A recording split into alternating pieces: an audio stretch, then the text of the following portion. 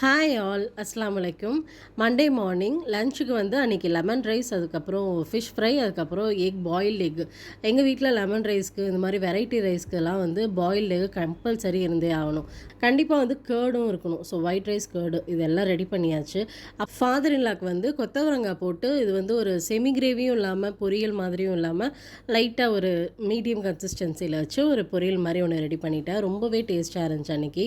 ஒன்றுமே இல்லை, ஜஸ்ட் இப்போ சோம்பு, அதுக்கப்புறம் பூண்டு வந்து சாப் பண்ணி போட்டுக்கிட்டேன். அதுக்கப்புறம் வெங்காயம், தக்காளி இதெல்லாம் சேர்த்திட்டு கடைசியாக தேங்காய் பால் சேர்த்திக்கிட்டேன் கூட. ரொம்பவே டேஸ்ட்டு சூப்பராக இருந்துச்சு. கண்டிப்பாக நீங்கள் வேணால் ட்ரை பண்ணி பாருங்கள். அந்த கொத்தவரங்காய் வந்து நல்லா அந்த ஆயிலே கொஞ்சம் நேரம் வந்து நல்லா வணக்கி எடுத்துக்கணும். அப்போ தான் வந்து அதோட லைட்டாக ஒரு கசப்புத்தன்மை இருக்கும் இல்லையா, அது வந்து போயிடும். டேஸ்ட்டாக இருக்கும். கண்டிப்பாக ட்ரை பண்ணி பாருங்கள். இதோட ஃபுல் ரெசிபி வேணாலும் சொல்லுங்கள், நான் கண்டிப்பாக உங்களோட ஷேர் பண்ணுறேன். இந்த மாதிரி மினி விலாக்லாம் பிடிக்குன்னா கண்டிப்பாக சேனலை சப்ஸ்கிரைப் பண்ணிடுங்க. இந்த வீடியோ பிடிச்சிருந்தா மறக்காமல் லைக் பண்ணிடுங்க.